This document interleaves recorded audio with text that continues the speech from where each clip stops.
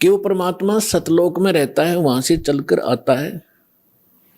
अच्छी आत्माओं को, जो दृढ़ भक्त होते हैं, उनको मिलते हैं तो क्या करते हैं? उनको तत्व ज्ञान से परिचित कराते हैं, अपने से परिचित कराते हैं और सचखंड सतलोक लेकर जाते हैं। फिर उनको वापस छोड़ देते हैं ताकि ये मेरे गवाह बने। अपना आत्माओं वेद बताते हैं भगवान ऐसी लीला करता है, और जिनको परमात्मा मिले उन महापुरुषों ने यही बताया है कि भगवान ऐसी लीला करते हैं। और वो परमात्मा है कौन, जिसको हम पहचान सकें कि भगवान कौन है? तो जिन महापुरुषों के दास ने शुभ नाम अभी आपको गिनाए थे, उनमें से इन महापुरुषों ने सभी ने परमात्मा की गवाही दी है, एफिडेविट दिया है।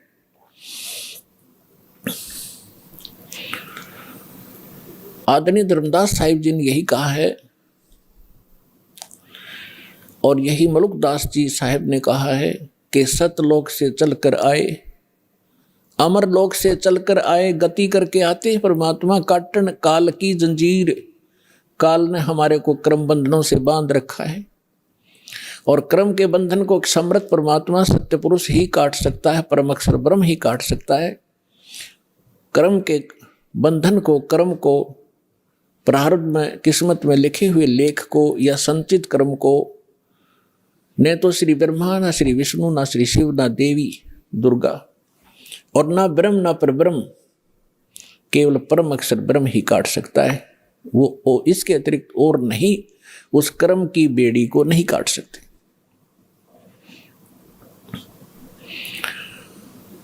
तो सभी महापुरुषों ने बताया है। अजब नगर में ले गए, गरीबदास जी कहते हैं, अजब नगर में ले गए। नगर का अर्थ क्या है? क्या प्रकाश होता है? सब जानते हैं नगर में क्या होता है। वहां सारे महल होते हैं, मनुष्य होते हैं, बाजार होते हैं, सब कुछ होता है। अजब नगर में ले गए हमको सतगुरु आने।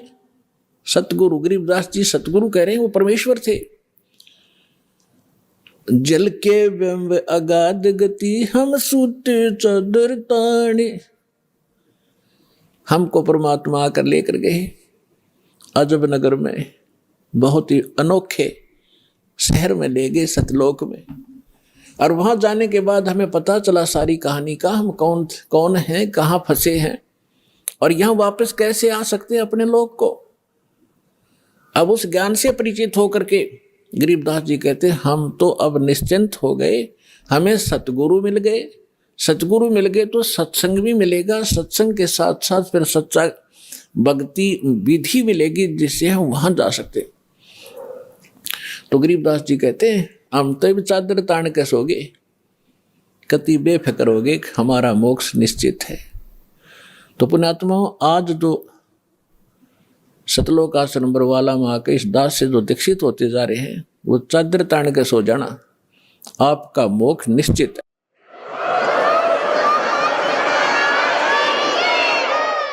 लेकिन रहना मर्यादा में, और मर्यादा में भी तभी रहोगे जब आपको यहाँ का दुख दिखेगा और वहाँ के सतलोक के सुख का आपको आभास होगा। और फिर धीरे धीरे कैसा समाज बनेगा, या माया की जो दौड़ है, या आग लगी हर एक के अंतःकरण में, या शांत होएगी। आप माया के पीछे किस लिए भाग रहे हो? बड़ी कोठी बनाऊंगा, गांव नगर में मेरी शोभा होगी, फिर लड़का लड़की ब्याहूंगा, खूब बैंड बाजे बजवाऊंगा, तू करवा के, और खूब दान दूंगा, लोग देखेंगे बड़ा दान करा भाई इसने।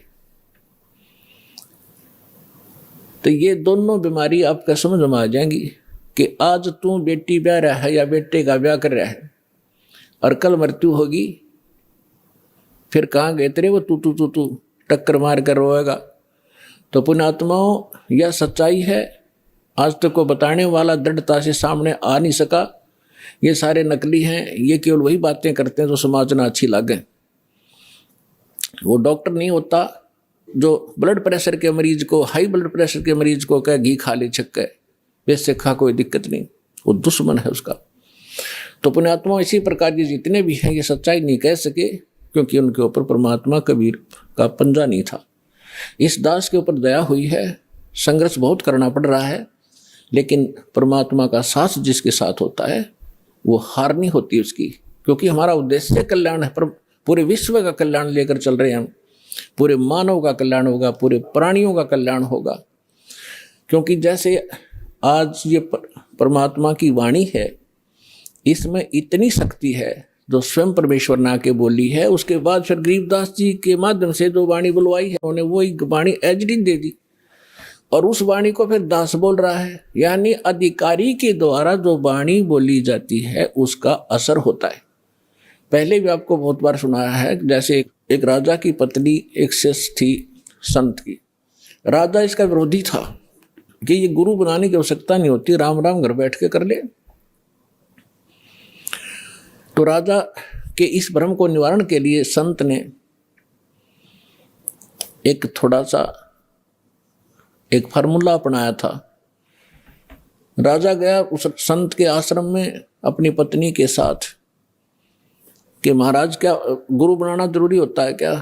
क्यों मूर्ख बनाते हो जनता को? भगवान घर बैठ के बज सकते हैं, कोई भी कर ले राम राम, इतना राम नाम ले ले। तो संत जी ने सोचा ये राजा है, यहाँ नाराज घना हो जाएगा। जब मैंने कुछ उल्ट सुल्ट जवाब दे दिया तो उसको कहा, राजन अब मुझे अपनी भक्ति का समय हो गया है, इसमें काफ़ी समय लगेगा, मैं आपका प्रश्न का उत्तर दूंगा, मैं कभी घर आऊँगा आपके वहाँ दे दूंगा, वहाँ कभी आपको विस्तार से समझाऊंगा, तब समझ में आएगी। राजा बोला ठीक है। दिन निश्चित हुआ, राजा बैठ गया सिंहासन पर जच के, संत के लिए आसन लगवा दिया। आने की इंतजार थी कि कब आएंगे संत, अभी आने वाले हैं।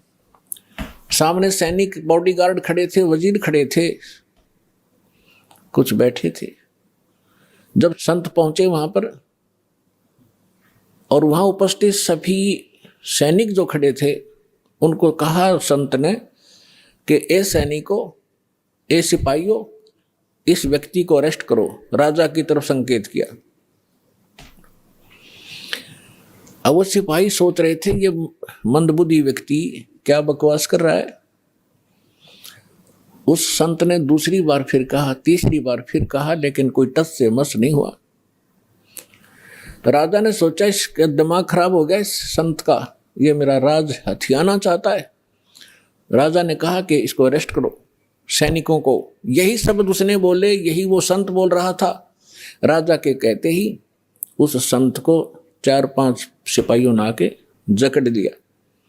अगले आदेश की इंतजार थी, अब इसका करें क्या। तब संत ने कहा कि हे राजन, तुम घर आए व्यक्ति का ये ऐसा ही सलूक करते हो क्या? राजा ने कहा कि आप क्या कर रहे थे? कि मैं आपके प्रश्न का उत्तर दे रहा था कि आपका प्रश्न ये था, क्या घर हम खुद भक्ति नहीं कर सकते? गुरु की क्या आवश्यकता है? राजा ने कहा ये खाक उतर दिया तेने, बकवास करने लग गया कि नहीं सुनो जानते, मुझे छुड़वाओ पहले। राजा ने कहा छोड़ दो, ने छोड़ दिए। कि जिस प्रकार जो शब्द मैंने बोला कि राजा इसको अरेस्ट करो, ये टस से मस नहीं हुआ आपके सैनिक, और आपने वही शब्द एक बार कहा था, मुझे 4 ने पकड़ लिया आकर के। तो आपके वचन में शक्ति है, आपके बोलते ही ये क्रियावान हो गए, और वो शक्ति जो आप वाली है वो राजनीति वाली मेरे पास नहीं है। मेरे पास शक्ति है अध्यात्म की।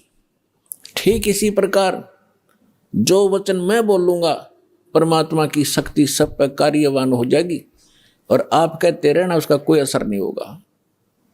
इसी से आप समझ लेना।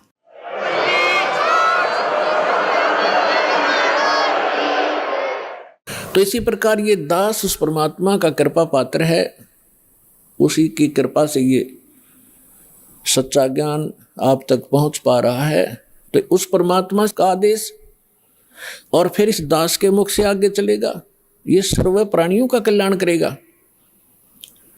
इसका तरीका देखो, परमात्मा ने कैसा एक अनोखा तरीका अपनाया है। कैसे चिप बनवा दी, मेमोरी कार्ड जिसको कहते हो, टेलीविजन प्रोजेक्टर बनवाए, इंटरनेट, वेबसाइट, यूट्यूब बनवा दी। अब जो घनी अच्छी आत्माएं होती हैं पूर्व जन्म से, तो घनी अच्छी आत्मा है वही तो मनुष्य जीवन प्राप्त कर रही हैं। उनसे भी अच्छी आत्माएं वो भगवान के लिए भटक रही हैं, और उनसे भी वो अच्छी आत्मा है जो सतगुरु और सत्संग और सतनाम प्राप्त कर रही है। तो आप जो सतलोक आश्रम बरवाला, जिला हिसार, हरियाणा में आ रहे हो, ये तीसरे नंबर की सर्वश्रेष्ठ आत्माएं हो जो आपको शीघ्र से परमात्मा का ये मार्ग ठीक मिल गया। तो जो अन्य भी हैं उनके लिए परमात्मा ने ये तरीका अपनाया है सर्व प्राणियों के कल्याणार्थ। ये वाणी जो दास बोल रहा है रिकॉर्ड हो रही है, मेमोरी कार्ड बन रहे हैं, टीवी पर चल रहे हैं, आप घर पर चलाते हो, पशु पक्षी भी होते हैं, चींटियां भी होती हैं, मच्छर माखी भी होती हैं, उन सब के ऊपर ये वाणी अपना प्रभाव करेगी। काल ने जैसा जुल्म किया था उतना ही उससे भी अधिक रहम अब परमात्मा ने अपनी आत्माओं पर किया है। चींटी से लेकर हाथी तक, रंग से लेकर राजा तक, ये सारे कबीर परमात्मा की बच्चे आत्माएं हैं। इस काल ने हमारा उलिया बिगाड़ दिया, हमारी दुर्गति कर दी, कुत्ते गधे सूर बनाकर हमें क्या डंगा खिला रहा है, और हम क्या खाते थे सतलोक में, कैसे रहते थे, कैसा सुख था वहां पर। अब आप तो भूल भाल गए, हम सब भूल भाल गए। भगवान ना के फिर जगाए, यथार्थ ज्ञान को बताया। उससे पहले काल ने परमात्मा और सतलोक का नाम लेकर, कबीर जी का नाम लेकर के, और फिर और दूना ज्ञान फैलवा दिया। तो ये सभी उस परमेश्वर की आत्माएं हैं, उनके लिए परमात्मा ने ये समय फिक्स कर दिया था कि चौथा युग जब कलयुग आई तब हम अपना अंश पठाई। काल फंद छूटे नर लोई, सकल सृष्टि परवानी खोई। घर घर देखो बोध विचारा, सत नाम सब ठोर उचारा। कलयुग बीते 5500 पाचा, जब ये वचन मेरा होगा साचा। कलयुग बीत जावे जब एता। परमात्मा ने कहा है कि सर्व प्राणी, सकल सभी प्राणी परम पुरुष पद चेता। परम पुरुष यानी परम अक्षर ब्रह्म पूर्ण परमात्मा के पद यहाँ दो का बोधक है। एक तो गीता अध्याय नंबर 15 के श्लोक नंबर 4 में कहा कि अर्जुन, तत्वदर्शी संत की प्राप्ति के उपरांत तत्व ज्ञान रूपी शस्त्र से ज्ञान को काटकर उसके पश्चात परमेश्वर के उस परम पद की खोज करनी चाहिए, जहां जाने के बाद साधक लौटकर फिर संसार में कभी नहीं आते, यानी पूर्ण मोक्ष प्राप्त करते हैं। गीता अध्याय नंबर 18 के श्लोक नंबर 62 में कहा कि अर्जुन, तू सर्वभाव से उस परमेश्वर की शरण में जा। उसी परमेश्वर की कृपा से तुम परम शांति को और सनातन परम धाम, सनातन शाश्वत स्थान, उस स्थान को, उस परम पद को प्राप्त होगा। और यहां दूसरा पद का अर्थ है पद्धति। पद्धति माने परमात्मा के पाने की यथार्थ विधि, वो ज्ञान।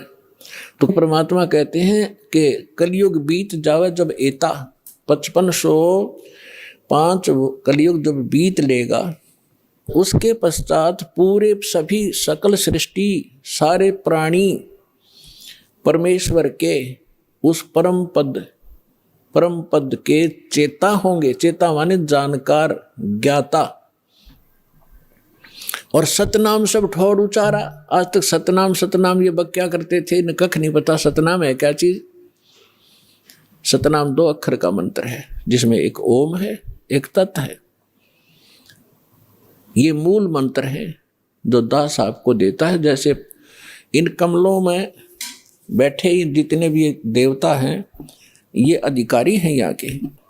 तो हम अपने लोग को तभी जा सकते हैं जब हम यहाँ सब के नो ड्यू सर्टिफिकेट ले लेंगे, क्लियरेंस मिलेगी। हम इनके ऋणी हैं, तभी हम यहाँ बांध रखे इन्होंने। तो प्रथम जो मंत्र आपको दिया जाता है 7 नाम का है। ये पहले 5 नाम का शुरू किया था परमेश्वर ने, धीरे धीरे आने वालों ने वो खत्म कर दिया। वो वैसे और नाम सेलेक्ट कर लिए। तो ये मूल मंत्र है, ये प्रथम मंत्र भी मूल मंत्र है और सतनाम भी मूल मंत्र है और सार नाम ये मूल मंत्र है।